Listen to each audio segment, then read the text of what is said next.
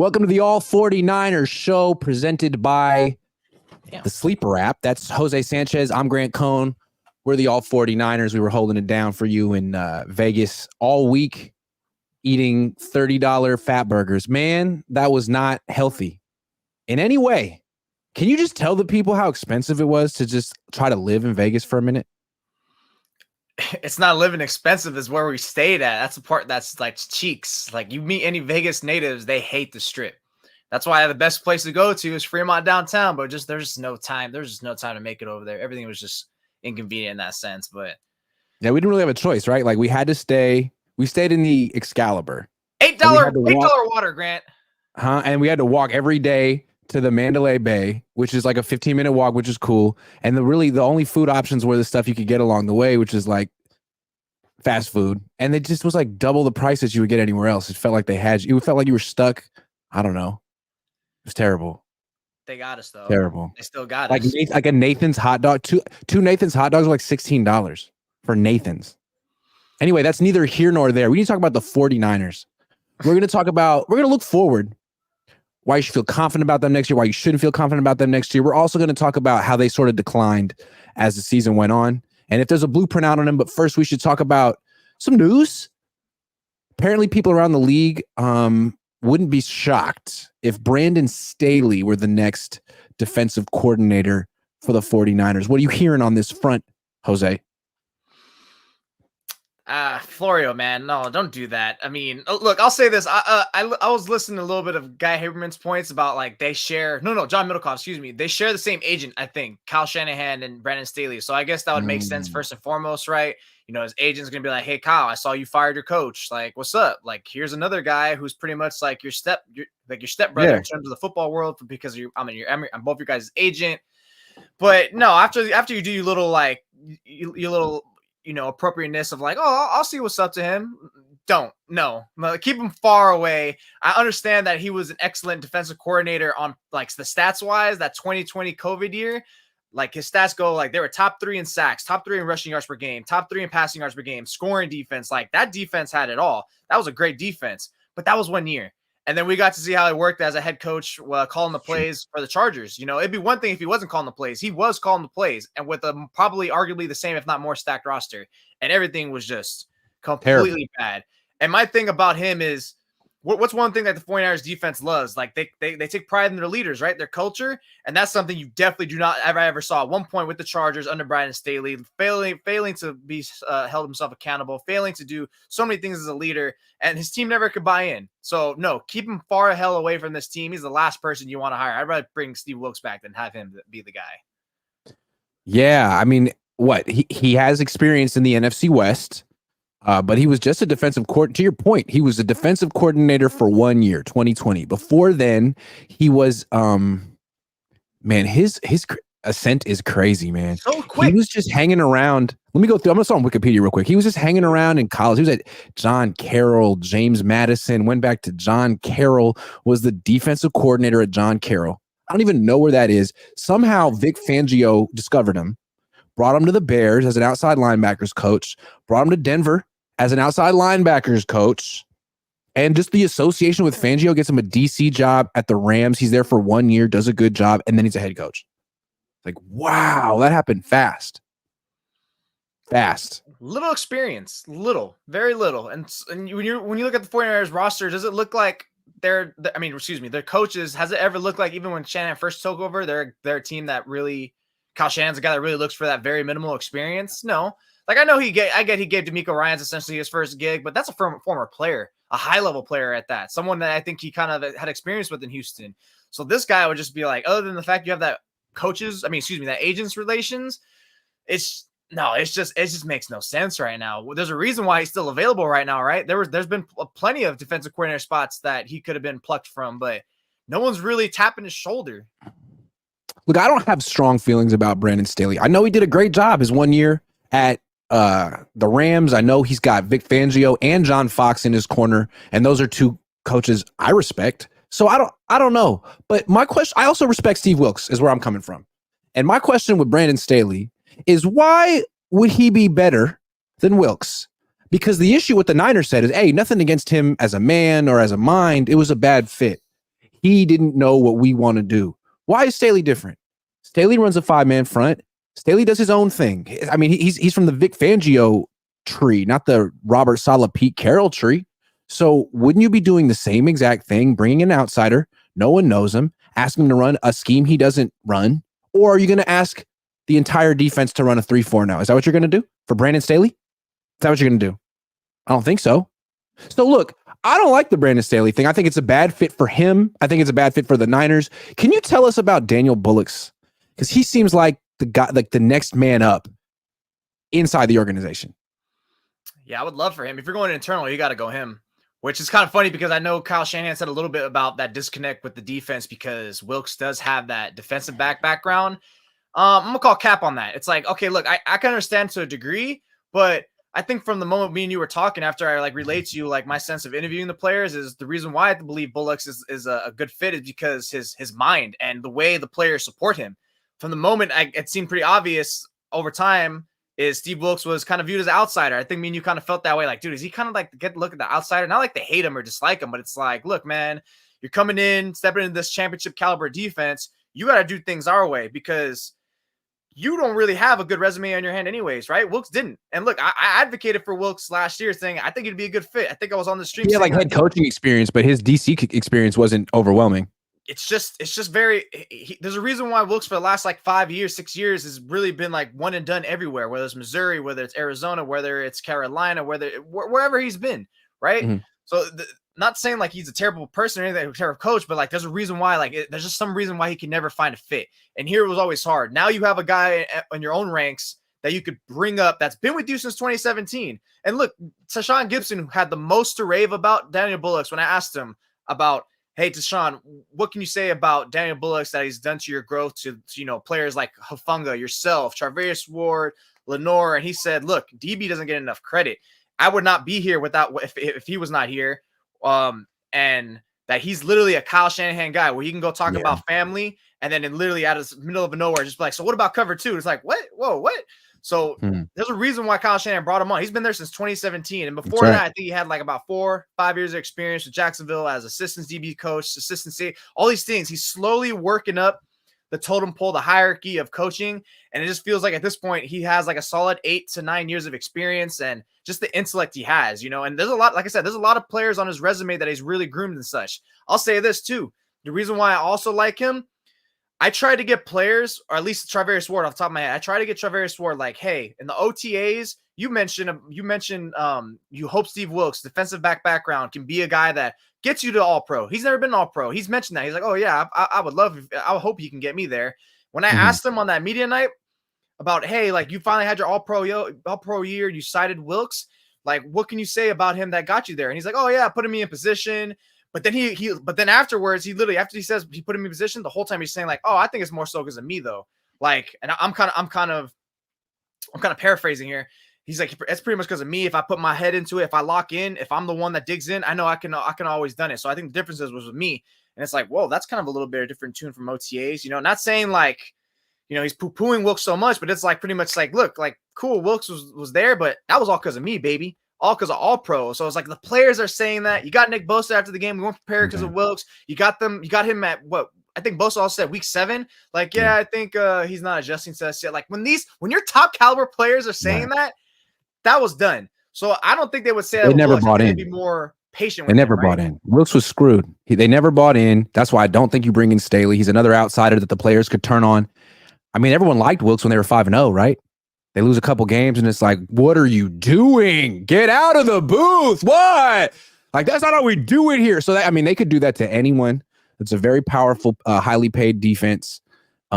Seems like they like Bullocks. Seems like they'd be bought into him.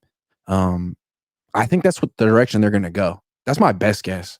I just think they'd be scared. Kyle would be scared because that DB type of situation versus linebacker. That, it does kind of play a little bit of a factor, but I think at that point, it's hey, look, the difference between that is at least Daniel Bullock has rose up and he's been around these guys since you've been a head coach. So yeah, he was in Jacksonville with Robert Saleh. You're right. He was with Jacksonville with Robert Saleh. He has that. He's part of the culture that they built. Steve Wilkes wasn't. He played safety. I don't know.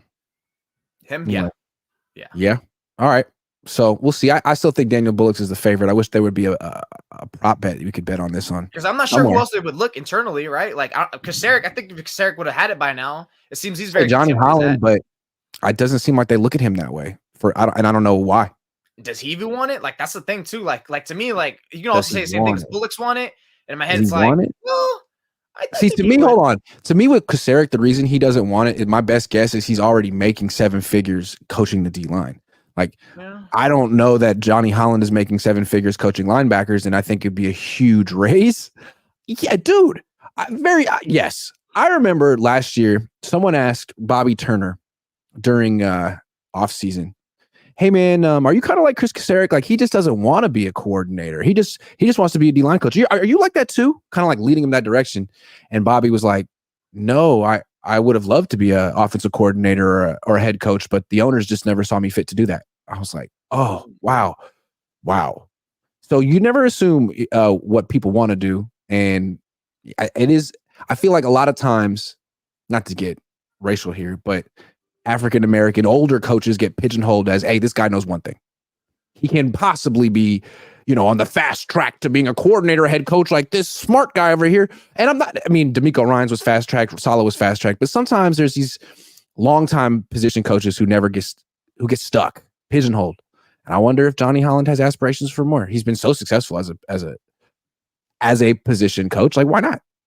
I hope he gets interviewed. The hesitation from Kyle is also like, maybe in his head is like, I wouldn't mind these guys being elevated, but I just love you so much where you're at. Like in the sense of Kasarik, you move Kasarik to defensive coordinator. He's not hands-on with those defensive linemen anymore, right? Not nearly as much. And whoever you're going to fill in there, like, what if you don't get that same little push, those roundabout developments that you've been able to do with Kasarik? And considering Kyle loves the trenches, or mostly the defensive line part, right? Maybe he just wants to keep them there. Maybe he's just like certain guys there. It's like, I just like you guys there. Mm-hmm. And it's not saying so much that you can do a different job, but I just love you guys so much there. Right. Like, could they replace Bobby Turner as the running backs coach? Clearly not. Could they replace Johnny Holland as the linebackers coach? He's done such a good job developing those superstars. The reason why they're still there, right? For all these years, look at the coaches that have gone. DB coaches have gone, like Joe Woods. I think another DB coach. The quarterbacks coaches have been gone. Tight ends coach, wide receiver coaches. Those are the ones that are always a revolving door. But never defensive line, not linebacker, not running backs, right? Yeah. All right. Let's talk about the decline of the Niners. It was obvious. They peaked in early December. They went into Philly and dismantled that team. They walked in wearing black. It was a funeral for Philly. It was dramatic. And it was interesting. We had kind of seen it coming with the Eagles for a while. They were dominant last season, and they weren't nearly as dominant this year. And like they started to fall behind and have to pull out these crazy comebacks, and the Niners exposed them. They were never the same. And what's kind of interesting is the Niners sort of followed a similar trajectory. Like they embarrassed Philly, and then they never really played like that again, captured that level of dominance. A few weeks later, 3 weeks later, they get completely embarrassed and exposed by the Ravens on Christmas, national television. And then all of a sudden, it seemed like their offense in particular, which really struggled in that game, was having a tougher time, particularly in the playoffs. Did it seem like how the Niners sort of created the blueprint? I mean, what did Nick Bosa said it like, this is the blueprint to stopping Jalen Hurts and the Eagles. Did the Ravens sort of do that with Brock Purdy and the 49ers? It feels like they did. And if not, then they at least got demoralized that they had such a game going into a prime time on the holiday. The whole nation's looking at you. You know what's at stake in terms of your MVP, your momentum sustaining. And look, I remember even Brock Purdy said, right, on that first interception, he said, like, I knew, like, he kind of gave credit to this game is a big game. Like, I kind of know that. I think that's why I forced it. Like, I knew this game was kind of big. Like, if he knew it was kind of big, then so did all the players. So I kind of felt like they put a lot of internal pressure on them versus you're going into Philadelphia. It's like, I don't give a damn about no pressure. This is about revenge, baby. Like, we're going in there. We're going in there. We're going to mess them up. And they did. They play with such confidence. They play like they knew they were the better team. And then after that, you come down a high, right? Because the players always get on that little emotional high. The next week you go against the Seahawks and you play well, but there wasn't that same oomph. And then, against after that, I think it was Arizona. But yeah, after that Ravens game, it kind of felt like they got that gut punch where they took some of their motivational wind out of them to a sense. Because in the next week, they start out very sluggish in the Commanders, and they really stopped playing 4 quarters starting with that Ravens game. They stopped. Next week in Commanders, first half, it's like, oh, it's kind of ugly. What was it, like a 13-7 game, a 10-7 game? And then it's like second half, okay, now we got it. Then afterwards, you got the Rams preseason game. No one cares about that. We won't count that. But then you start sluggish to your Lions game, your Packers game, and then your offense is just getting completely punked by the Chiefs in every facet physically, and then you're getting out schemed. So, yeah, I think that Ravens game is what the Niners did to the Eagles is exactly what the Ravens did to the 49ers. Maybe not necessarily from a blue point part of that, but I think mostly it's just like after that it's just kind of like, whoa, like it kind of took them down a notch where it's like, can we do this? Because even against lesser teams like Commanders and stuff like that, the Packers, it's like, where was that? Where was it all? I don't know that the Ravens necessarily like expose the Niners schematically, because defensively what they did was played high level zone coverage. Chiefs played high level man coverage. Both of them worked. So what I think the Ravens did to the Niners was sort of put a big dent in their confidence, like the Niners did to the Eagles. The Eagles had this air of superiority, like they were so unstoppable, right? Wasn't there a stat that Sirianni had won 27 to 29 games? I mean, they were just rolling through the league as soon as Jalen Hurts took over, and they beat the Niners, and they were very arrogant. And then all of a sudden, when the Niners put it on them like that, they were just never the same. Derailed. They just they look like they lost all confidence and all belief in themselves. Then when the Ravens did that to the Niners, it seemed like they all of a sudden they were barely beating the Packers, barely beating the Lions. Just weren't the same anymore. And it's like they were looking around trying to wonder whose fault was it that we're not dominant. And the answer was Steve Wilkes, apparently. Look, that defense wasn't playing up to par for sure, but like to me, always all year long, the strength of the 49ers for the first time under Kyle Shanahan, the strength was their offense. You know, given that, you know, you got all these players settle in, you finally got your quarterback, you got a better running back, you got wide receivers up the wazoo. And when it came time to crunch time to play the games that you needed to play, where you can show that your offense was you know, the one, you folded. And the funny part is the two games where the offense really let them down, the Ravens and the Chiefs, like the defensive coordinator took Kyle Shanahan to the woodshed. And Mike McDonald took him to the woodshed. Steve Spagnuolo took him to the woodshed. That's the difference to me. And even and you mentioned like the Eagles, how they derailed after that loss by the 49ers. While the 49ers didn't necessarily derail, I think that's more because, like, you know, they actually have a more buttoned up organization with their coaching, the better talent. Because, you know, the Eagles, like, even before that game, I was like, what's up with these guys? I felt like a little finger pointing, even though they're winning. So they're more like tight knit that way. But you can tell like their ugly wins. Like even against the Commanders, like that's the game they should have blown them out of. Like you just lost to the Ravens. Like take out your frustrations and build your momentum back up. Like to me, the reason why I thought the Niners were unstoppable going to the playoffs is because before that Ravens game, and I picked them to beat the Ravens. As like going into the Ravens game, it's like, dude, they just have this momentum that's special. Mm-hmm. And there's something about sports, especially football. Momentum's everything. You ask any player that, they'll say that thing, yeah, momentum's great. And you watch the game.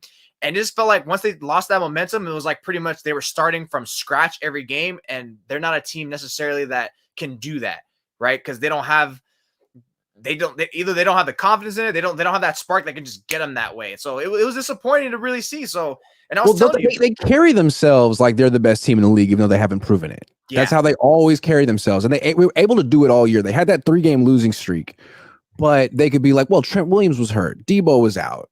Things happen. But when they lost to the Ravens, they were essentially there. I mean, I think maybe Eric Armstead wasn't there. Jawan Jennings wasn't there, but they were pretty much healthy. The Ravens were missing a few guys too. They were at home. I think they had extra time to prepare, and they got smacked. And they didn't just get beat up. They didn't come to play. They were awful. And they couldn't really carry themselves like they were the best anymore. They almost redeemed it in the Super Bowl, but then they lost the Super Bowl, and now it's like, well, you lost to every good team in the AFC this year. You're not as good. You're the best team in the NFC for sure. You proved that, but that doesn't mean anything. Anything. Unless you want to fly that NFC banner, go ahead. You should. I would say that, you know, the writing kind of was on the wall for the offense not to show up either, and it starts with that Ravens game. And I think I mentioned it in our pregame stream, but I just didn't really put too much I didn't put too much stock into it. Like, it was a little sprinkle. Like, yeah, I think there's gonna be like a few drives that we'll see out of the Niners that are like they just get stonewalled, but then they'll figure it out. And I think that's why I was really scared about that defense going to that game. But like, no, like the writing was on the wall. These guys have not been able to put more than 2 quarters of a game. I mean, even in the Ravens game, they started turning it up towards the end, right? A little bit. Commanders, second half, that's it. Packers, all you had is pretty much like a quarter or a drive that kept you in there. Lions, 1/2. Like, what was up with this offense? Like, just starting well was just not there anymore. Whereas the defense was like, the demand was so high for you. They're the reason why you were in those games in the first place. So that's pretty much why it's like all criticism on Shanahan. Like, dude, it's open. It's open season, to be honest, because he got outplayed by defensive coordinator Steve Spagnuolo, outplayed by Matt McDonald's in that game. Look, I get the players got punked too. Like, if they execute it, it looks better. But like, you're the one that picked those players. You couldn't figure out a way to get them. The Packers defensive coordinator who got fired did a good job against Kyle Shanahan for a long time in that game. He got fired. I'll tell you this: the Packers fans I know, I have a few close friends. They hated that defensive coordinator. They said that defensive coordinator was a laughing stock, and he came in there. That's why I thought they were going to blow him out. I didn't care about no rain. It's like, oh, everyone said rain looks bad. That's what everyone said.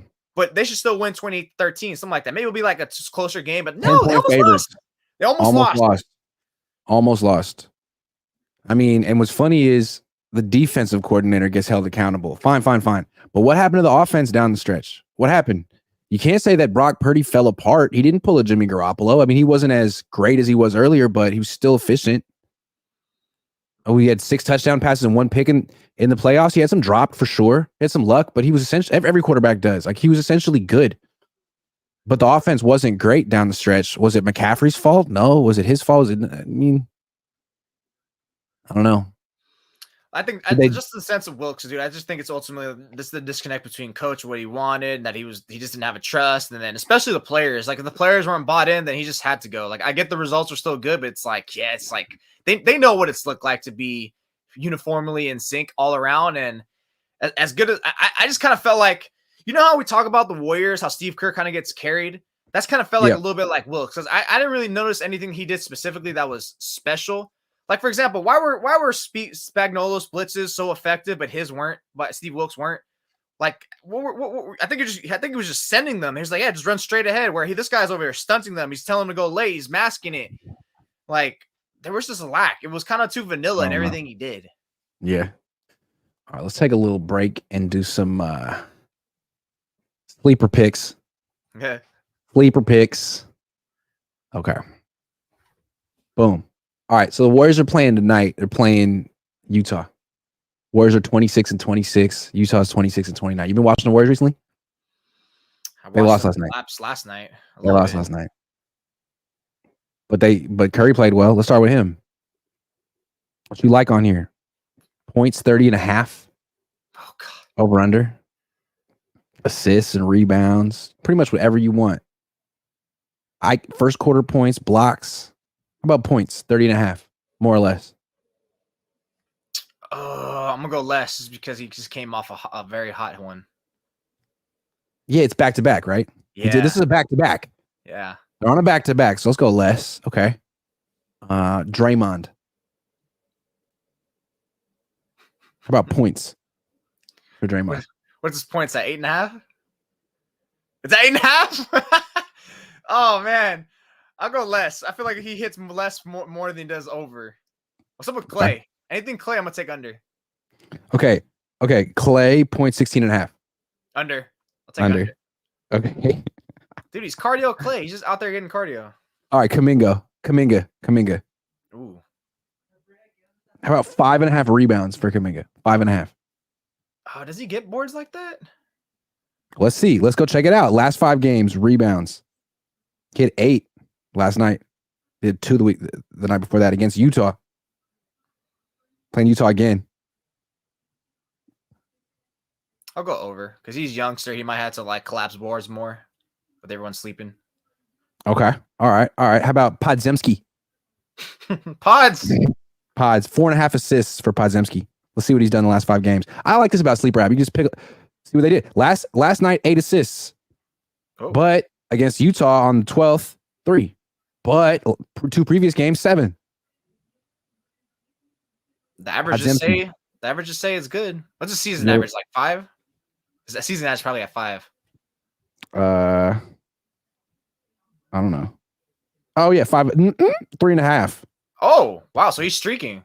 But I Okay. think he's been getting like a little bit more run now that Chris Paul's out. Oh, that's right. I He's think their I'll backup point guard. He's like their backup point guard. Yeah. All right, last one. How about Markkanen, 22.5 points. Who? Markkanen, Laurie. Oh, that guy. That's right. He had 18. He had 16 last night against the Lakers, and he's averaging 23.8 a night. Under. Someone's gonna be bold enough to take my picks, and they're gonna blame me for why. So I'm like, hey man, don't do that, please. I'm putting $10 on it. $10. That's how confident I am in these picks. Boom! I'm submitting my entry. Done. I'm gonna put it on social media too, so people can get the winners. Winners. Winner. Hey, sleep. I really like the sleeper app. It's super easy. As you can see, I just used it. And if you use my promo code Cohn, COHN, you get 100% deposit match up to $500, which I've never heard of. Up to $500. That's phenomenal. Download the sleeper app today. Use my promo code Cohn. Do it right now. Or else. No. Or else. Boom. Boom. All right. Back to the show. Tell me why people should feel confident in the 49ers going into next year. All the reasons. Let's not leave any reason unsaid. They finally have a quarterback. This finally feels like the one off season where we're not talking about the quarterback for once. I think the only thing we're gonna be talking about, like, is he gonna need to send, like, all that stuff. Like, the Super Bowl, like, I didn't take away that he didn't play a bad game. My initial reaction watching it live is like, he was fine, but I wanted more. Then watching it back, I was like, oh, actually, no, he was pretty good. Still wanted more, but that's more of like, okay, Shanahan, help him out, give him easier plans. So I don't really put much of anything on him, to be honest. Would he have 10 free rushers in the game? Huh? Like, Debo's not getting open. He had 10 free rushers in the game, and he didn't turn the ball over. He's a really good quarterback. He's a really good quarterback. So he was fine, excellent. If anything, like, he made a few like playmaking plays. I was like, oh god, this guy's sweet. And it was clear to me that pressure didn't get to him. He wasn't nervous. Hell, nervousness was probably more on Trent Williams when he had those back-to-back penalties. But I digress. So I think that's number one. Cool. Guy, low contract. He's ascending. You're feeling great at that end. And I think from that point, now that you've looked at your last 5 games, I think it's clear that they might finally try to find a more solidified piece to put in the offensive line. Because my goodness, that was by far like the weakest position the 49ers had that game easily. Like, I know the receivers can get open, but that's it, and then it's just about the defense. Maybe you would hope that you get a good coordinator that's in there. You get them in there. And look, this year, what was it? The sacks numbers were definitely not there for the 49ers. I see no way in hell that's going to come replicated into next year. They should be way better because Bosa's not going to have a holdout where he's slow for the first 5 games. So he should be better. And I just have more trust in them in that sense that everyone is going to be back into the same elite high level that impact that we've been seeing. So ultimately, it kind of just dwindles down to me that you just have the quarterback that's gonna really round about things. And I just cannot emphasize enough. I'm so happy the quarterback questions aren't going to be as heavy as they have been the last 3 years, because last 3 years with Jimmy and then Brock hurt and backup and like, this finally feels kind of good for once that we can focus on the other areas of personnel that they finally should have been working on. Definitely. I mean, they do have a lot of reasons to feel confident going into next year. They still have Brock Purdy on his rookie deal. So they still have a Pro Bowl quarterback, MVP candidate, making minimum wage. So they can spend the rest of their money how they see fit. They do have some players who are overpaid, but they could restructure, renegotiate, trade, do things, and feel like they're still in their window. While you have an elite quarterback, well, not an elite quarterback, but an excellent quarterback on a rookie deal, that's your window. Trent Williams coming back. I mean, thank God. Yeah, I mean, you're not. Imagine if he wasn't coming back. Holy crap! Right. Yeah, I mean, you have a first round pick. You could make a trade. Yeah, if you feel like you don't need Deebo Samuel or whatever, you could trade for an offensive line. You could really fortify this offensive line. They have all the means to get a really good right tackle. No offense to Colton McKivitz. I used to say a lot of snarky stuff about Mike McGlinchey, and probably about Colt McKivitz too, but Colt McKivitz is playing a really, really difficult position for about minimum wage, and he held his own. But I think the Niners should probably be looking for someone who's like an impact player at that position. That way they can run right as well as they run left, because we all know they don't run right that well. They run much better to the left. I think they could get an impact player at right tackle easily and be much better than this year. So let me ask you this. I thought I had this thought the other day. Do you think the 49ers would be a better team offensively if their offensive line was strong, where their offensive skill positions was just like okay? Because right now, what they have right now is their skill positions is strong/elite with like a middling offensive line outside of Trent Williams. Agreed. Like to me, it's like, okay, if you sacrifice George Kittle and maybe even another player and just have like an Ayuk, Jennings, and someone else, that offense would probably be better. It feels like. Or it's like you're not even the goal isn't to have bad skill players, but it's where you're going to spend money. Like that, you don't have to extend every skill player's contract. You could trade some, invest in your offensive line, and get guys on the rookie deal. That's what the Chiefs do. Like the Chiefs don't spend a lot of money on their skill position players, but they do spend on their offensive line and quarterback. So it makes sense. Now, Rashee Rice is good. He's a really good player, and he's a rookie. And, oh, wow, he learned his system, and he was effective. Like, you could still get by. So let's say the Niners were to trade one of their skill position players. Let's say it's Debo. Still have McCaffrey, Juszczyk, Ayuk, Kittle, and Jennings. It's really good. Jennings could start. And you could draft another guy. Yeah. But what you could do is trade Debo for a first-round pick or whatever and spend that on an offensive lineman. And it seems to me like that would make sense. That would make sense. Because it's not like Debo's a running back anymore. The end arounds aren't that dangerous. As a receiver, he's not beating man-to-man coverage. So it's like less and less. He's still great on screens. He's still great with the ball in his hands, but they'd probably be fine without him. Yeah, those shots you have with Debo on those screens, those handoffs, those end arounds are only good like 3-4 times a game. And if they get snuffed out early, which they did in the Super Bowl, you could already tell, like, yeah, this is not working on the Chiefs today. But yeah, I think mostly like you solidify your offensive line, make them nice and strong, because like, Shannon loves to run the ball. And now if you ever want to have a straight up, outright drop pack passing game, you're better for it too. And to me, it's like if Kyle Shanahan's great with calling plays, then hell, he should be able to get like just decent receivers open, right? And Purdy can work the rest. And now you actually have a quarterback who can throw accurately, who can make smart decisions. And worst comes to worst, backyard play. Now's the perfect time to really make sure your offensive line is great as opposed to your skill positions. Because the reason the whole thing with the skill positions was needed, right, is because you had Jimmy, because you had a raw talent like Trey. Now it's like we don't have a raw guy. We have a pretty damn good top 6, top 8 quarterback on our hands. So yeah, let's solidify him. Because he's short, right? Let's make sure to solidify him so he doesn't get bad at passes, so he doesn't have to throw like, crazy off-platform, inaccurate passes. That's pretty much where his deficiencies got exposed. So yeah, strengthen up the offensive line, and you can sacrifice one of your offensive skill players. I think it's going to be and should be Kittle, because I think the fact that he wasn't utilized in that Super Bowl kind of told us everything we need to know.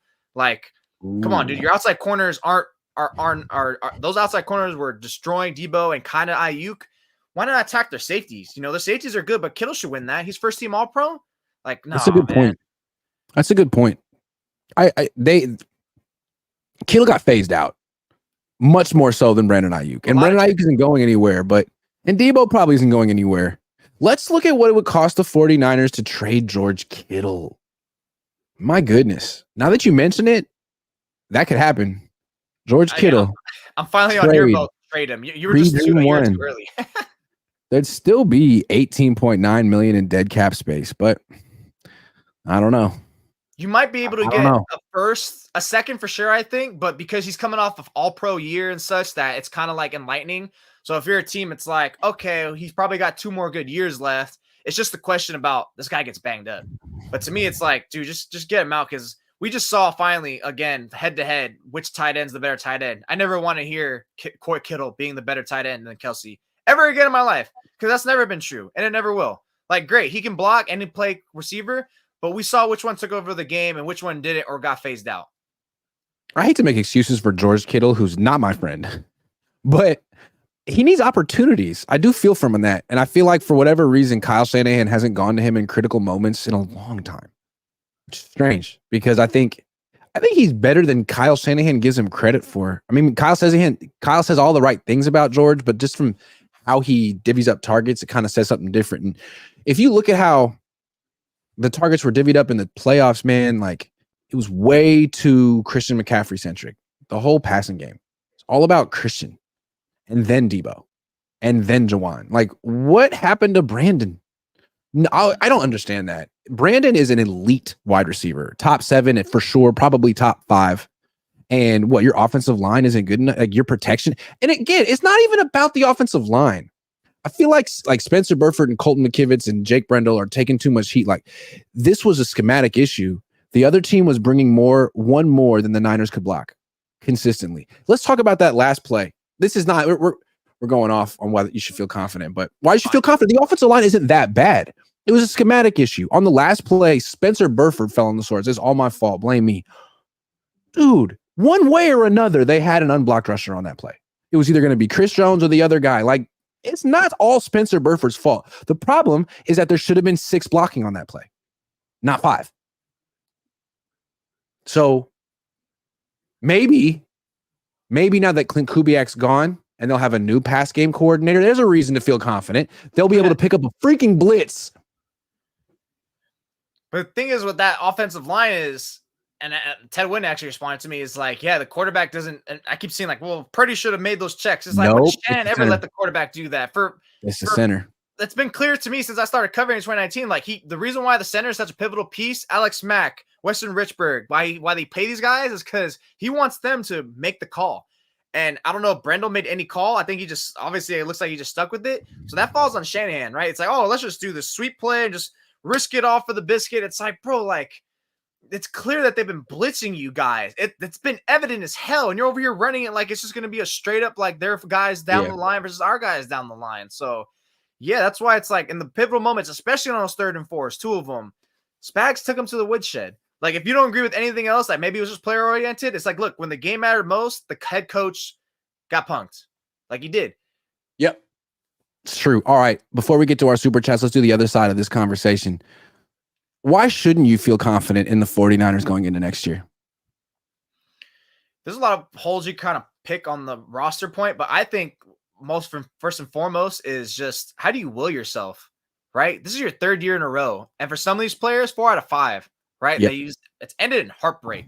Yep. Like how much do you have to give at some point, internally, whether it's at your job, with relation, whatever, like, it's just like, I don't know if I keep doing this anymore, man. I keep trying and trying. Like at some point, failures might crack these guys, it might just like, and if not that, then it's like, how do you get up for the regular season? Like, I don't know what to do differently. I thought I put my best foot forward. We lost. I literally don't know what to do differently. I thought we did it. And how do you look? And one of my cousins says, like, damn, like, how do I even get excited for the regular season anymore? Because the standard, it's like, we need Super Bowls. We need good playoff runs. And it's like, the regular season is going to feel almost like the NBA regular season now for the 49ers. Like, it wouldn't shock me if they win 10 games next year, because it's like, because they got the 1 seed this year. It didn't matter. Because now it's like, look, let's just win enough games to get us there, and then we'll turn it on, which, in that case, it's like, that's actually fine, because look, Brady in 2020 was 5th seed. They ran the table. The Chiefs were the 3rd seed. They ran the table. So really, it's like, for them, Hall of Fame quarterbacks. Just that's true. But it's for them, it's like, you just have to like get through the regular season fine and health. And that's just number 2. Like, how lucky you're going to get with Christian McCaffrey not missing time, with Trent Williams missing no more than 3 games, Debo not missing no more than 3 games, Kittle, Bose, like all these players. That's a secondary thing. And that's what makes this loss worse. It wasn't just the fact that it was overtime, you had plenty of chances. It's the fact that the whole cumulative collective standpoint of the 2023 season, you were healthy. You were healthy for most of it. Williams only missed 3 games. Samuel only missed 3 games. Like, you were healthy. Right? Your quarterback didn't miss a game. Your quarterback was the best you could have imagined that you could have gotten. And it was just, everything was there and you still couldn't get it. That's what's probably like also hurting so much in these guys' mind. It's like, what the hell, man? The NFC, point number 3, the NFC was weaker. They're not going to be as weak this year. The Lions still got Ben Johnson, Jordan Love on the up and coming. Who knows? Maybe the Eagles get it together and are decent again. The Rams up and coming, right? So it's just, this was your year, and at least if you won, you could feel good. Like, what's up? Like, now we can go at night. What's up, guys? We welcome a challenge. Now it's like, I don't know about this regular season. You know, Yep. things will probably change. They'll probably refocus on the goal again. But at this time, it's like at this moment today, February 15th, the confidence is very low on them making a return to the Super Bowl for sure. Yeah, I mean, historically, teams that lose the Super Bowl generally don't make it back. Mm-hmm. I definitely don't win it. I think 3 teams have lost the Super Bowl, went back the next year and won it. I think it was the 71 Cowboys, the 72 Dolphins, and 2018 Patriots, something like that. So we're talking 3 Hall of Fame quarterbacks: Bob Greasy, Roger Staubach, Tom Brady. Excuse me, the Broncos too, 2013, right? 2014, 2015, something like that. They got sunned by the Seahawks one year, and then I think the next year they went and won against the Panthers. Right? I think they went back to back. No, they didn't. They lost in 2014 and then won in 2016. There was a year in between. Who the hell went to 2015? Probably the Patriots. Probably Patriots. It's always probably like Patriots. Probably Patriots. I don't know. I forget. Anyway, there's a lot of reasons the Niners shouldn't feel confident going into next year. Dre Greenlaw's going to be out for the year, most likely. Oh yeah, that's a big one. That's a big one. I mean, we saw what happened to their defense once he went down. Now, Steve Wilkes it was his fault, but no, losing Dre Greenlaw is a big deal. The Chiefs noticed it right away. They saw it on the mic'd up thing. 57's down. Like, he's the fastest guy in their defense. He's the most violent guy in their defense. I don't know who replaces him. Azeez Al-Shahir is a free agent, I think. They better get him. Get him immediately. And I think he'd be willing to come back. Get him immediately. Don't trust it to no rookie. I think he'll come back on like a $5 million deal. That's worth it. That's worth it. 5.5. And that's someone that also lets Dre Greenlaw know, like, hey, look, we're not even replacing you because this guy is your boy. Like, this is good. So I think it does him right, and it is your defense right. So boom, because honestly, like, Oren Burks, look, at first was okay, but clearly towards the final few drives, they picked on him. They picked on him so much, or even they did. In the third quarter. That's where I thought Dre Greenlaw was really missed. It was later in the game that they started finally realizing, like, wait a second, we should take advantage of this, like coming out of halftime, especially. But yeah, man, that's so brutal. I don't even know if he's gonna come back. I said the bright side on him is that he's younger, right? Because you think about who's torn their Achilles. Like, did Bowman tear his Achilles and his ACL, or just his Achilles? Man, he tore his everything in his knee, and then he came back and then tore his Achilles. Oh, that's right. Yeah. Okay, so I wouldn't count him that, but I say the good thing about Greenlaw, like I said, is he's younger. So I think he's like 27. I think he's like a year or two younger than me. So that'd be like the bright side, that he definitely probably would have like a couple more years or so. That it's like, okay, he's got the energy, but you really have to be careful with him because that guy plays so explosive. So yeah, it's like that would be somewhere I would look Azeez. But yeah, Greenlaw being gone is that's a stab to the neck for sure. Yeah. So they don't have a defensive coordinator yet. Their schedule's going to be tougher. They've lost confidence.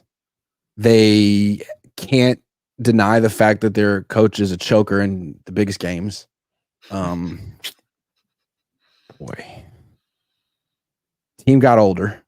It's going to be one of the older, if not the oldest team in the league next year. No opposite pass rusher, Nick Bosa, to feel good Chase about. Young was a bust. They got to find someone else. Chase Young's just the guy. He's literally just the guy. He's not going to be back in this team next year. They could probably resign Clinton Farrell for base defense. I think they'll do that. He'll probably take like a little $3 million. But they're still looking for that pass rusher they were looking for at the trade deadline. It's not Randy Gregory. No offense to Randy. It's not Drake Jackson. It's not Chase Young. I'll tell you that. It's not Drake Jackson. They got to keep looking there. At this point, what do? Do you go in free agency? Because look, these guys don't have a lot of salary cap space either. Your core is already tied up, and that's even with Brock. They got to draft well. Now, to double back to the old topic, why you should feel confident. Talanoa coming back. Forgot to mention that. Yeah. Talanoa coming back. Him and Jair Brown, that's a nice safety duo. Also, Lenore and Javarius Ward, that's a nice corner duo. You need a third corner, not Ambry, but you got all these draft picks. They should get that. They know that. So that's something. But yeah, you need a linebacker. You need a defensive end. You need a third corner. That's 3 positions on defense. On offense, you got to re-sign Jennings. You got to extend Brandon Ayuk. Brandon Ayuk's pissed. That's something. I mean, he seemed. That's typical at this point, though. You think so? We saw it last year, 2 years ago with Debo. We were talking. Yeah. Look, honestly, I will say about him saying about you won't know where it's gone, who got you there, and stuff like that. I think that's part. Yeah, like pay me. But I think that's him more so from a standpoint of I'm in pain. You guys didn't freaking literally feature me enough.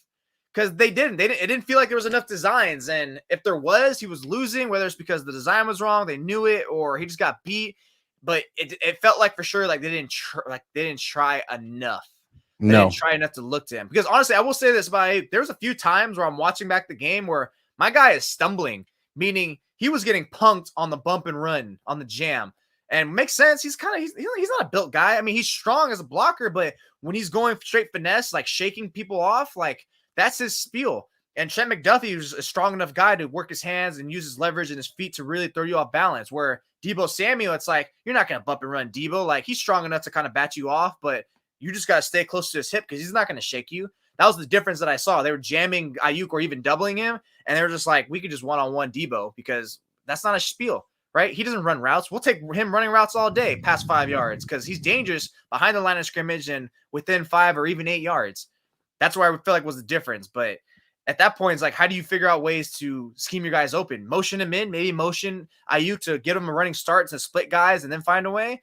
I don't know. It just felt like there wasn't enough answers. And I think in that standpoint, it's like, I don't think Kyle Shanahan has a effective, just straight out, outright drop back passing game because it's so tied to the run. If that doesn't work, they're kind of predictable a little bit.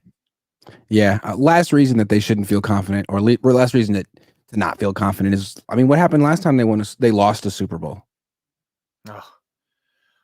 Well, there was a COVID year. That was a little weird, but I get it. I get why. But I mean, they had they had a ton of injuries that year. This last year, they didn't have a ton of injuries. I can't predict it, but these things even out. They've played 60 games in the last 3 seasons. It's an older team. I mean, if they have bad luck there, it wouldn't be a shock.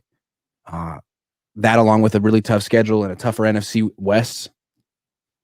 I mean, I still think they're going to make the playoffs, but yeah, we're on the same page at that point. Again, like yeah, Trent Williams going to miss only 3 games. Debo McCaffrey's been healthy for 2 straight years. Well, how many games is Armstead going to miss this year? Dude, Armstead coming into the season, I literally wrote on our site like concerns of Eric Armstead. Can his body hold up? Because it looked like it for the last 2 years, 2021, 2022, his body's starting to break down, and it literally is. Like he's tore his meniscus, but they also mentioned like, yeah, his foot injury from last year is starting like, God damn, you tore your meniscus and you have your foot acting up with plantar fasciitis. And then last year he broke one foot and like his body's breaking down.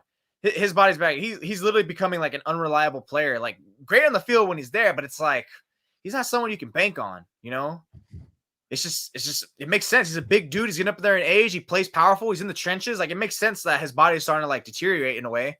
Dude, Trent Williams didn't play well in the Super Bowl. Can we say that? Are you allowed to say that? What? He didn't play well. If you go back and watch the tape, he was getting they kept trying to run to the left.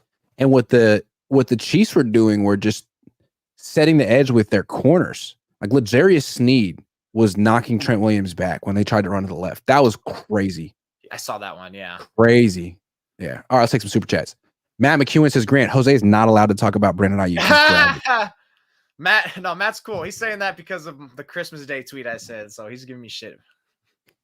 James Welsh, prop bet Niners #1 seed again or miss playoffs. Ooh. Oh, if I was choosing that, miss playoffs. I don't think they're being 1 seed again. I'll say #1 seed again. NFC's trash. Only because I don't think they have the fire. There's going to be some lull periods. No, I agree. I just really have no respect for the NFC. I think it's trash. That's fair. Yeah. But maybe it'll be better next year. I think it'll be better. Matt McEwen says Niners deloaded after Philly. That's what it felt like. Yup. Bebop 1988 says, tell Kyle to stop Rick rolling us, Grant. Never gonna give you. Sorry. Stupid Monkey 121. Kyle just chokes. We should hire Bill. No. Bill Walsh.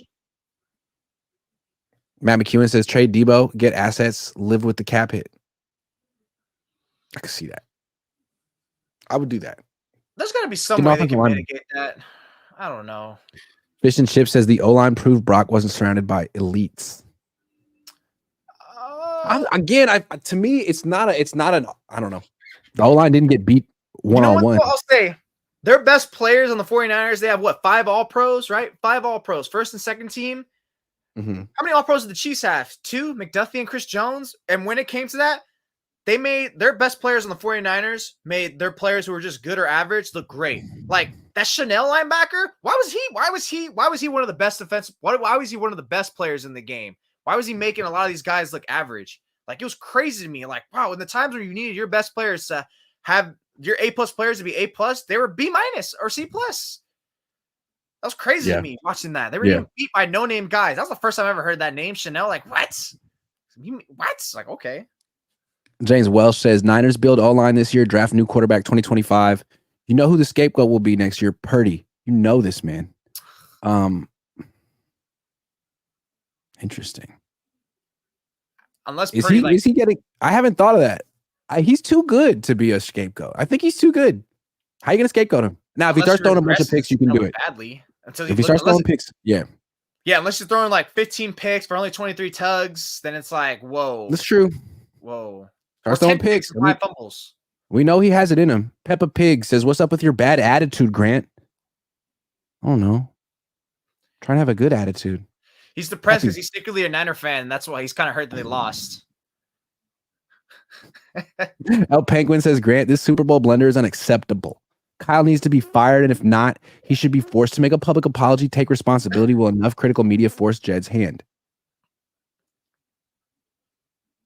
I mean, he has to live with the shame of not knowing the overtime rules the rest of his life. I think that's bad enough.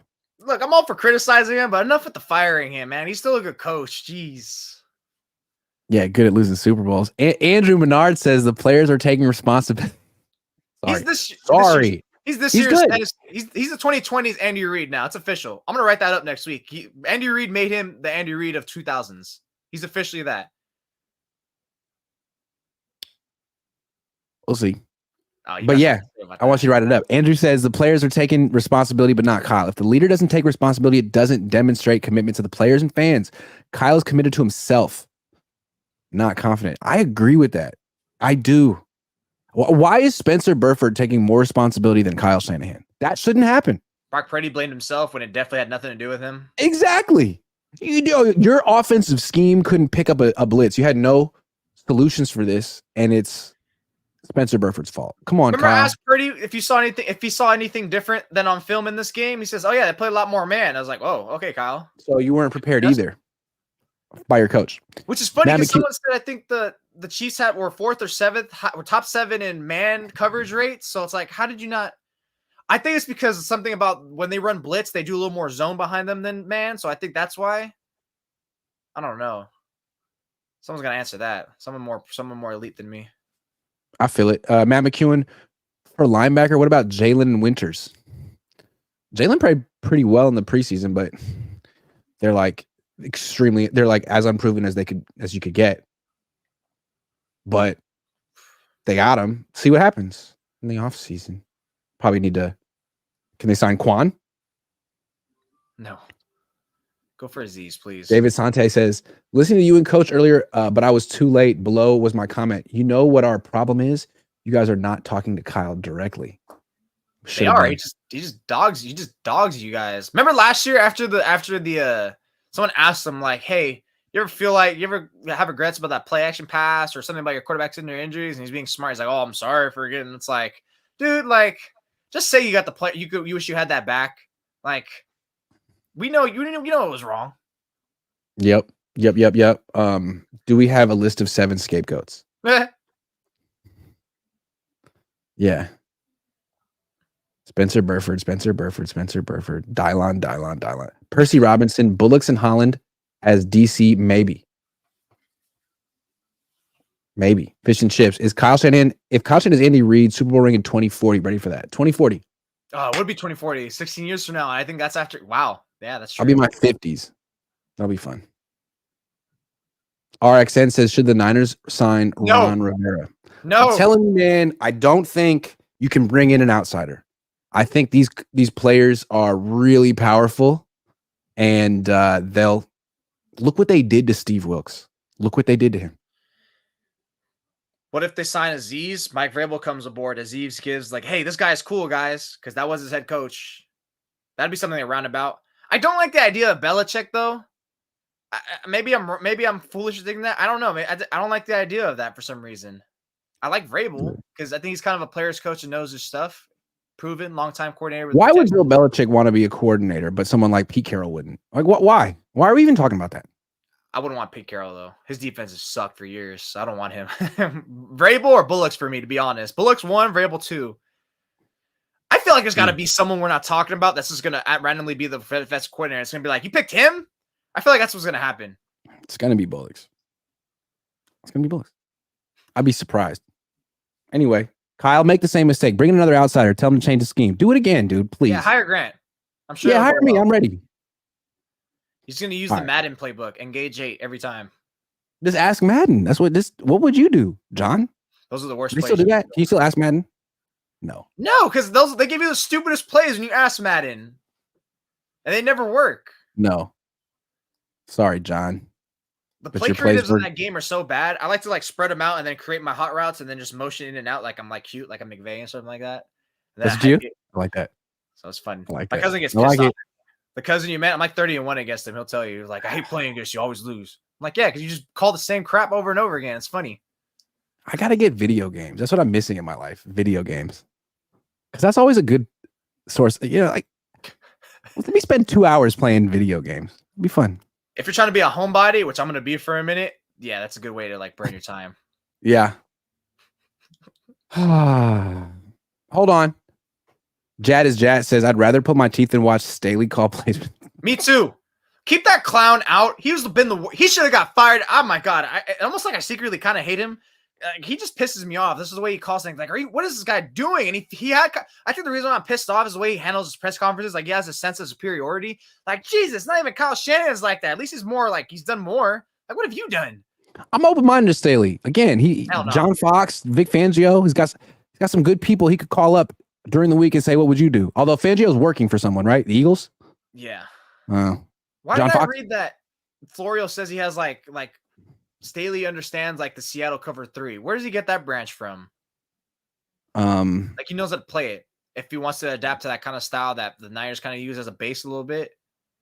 Dude, what does Florio know? What does he know? Yeah. The coach says, I don't think Vrabel and Kyle would mesh well. He's not a comp pick. Oh, God. Oh, my God. Oh, God. Jeez. I'll say this: the owners will be happy that he hired Vrabel. They're like, because you remember that report like last week, like they're pissed off that he's hiring minorities. Like, motherfucker, why aren't you guys hiring minorities then, huh? That says more about you than it does about Kyle. And it turns out I wonder how Steve Wilkes feels about Kyle today. You think Steve's really excited about what Kyle's done for minorities? I think he's probably thinking, hey, Kyle, I hate you. Thank you so much for firing me after all the jobs were taken. I really appreciate that. That's the best. And for scapegoating me for your mistakes. Thank you. Thank you. Mr. Bay Area donates $1. He knows what I'm talking about. All right. I'm out of here. Jose, good show. See you guys next week. I need to download that sleeper app. Promo code Cohn. How many times I got to tell you? Download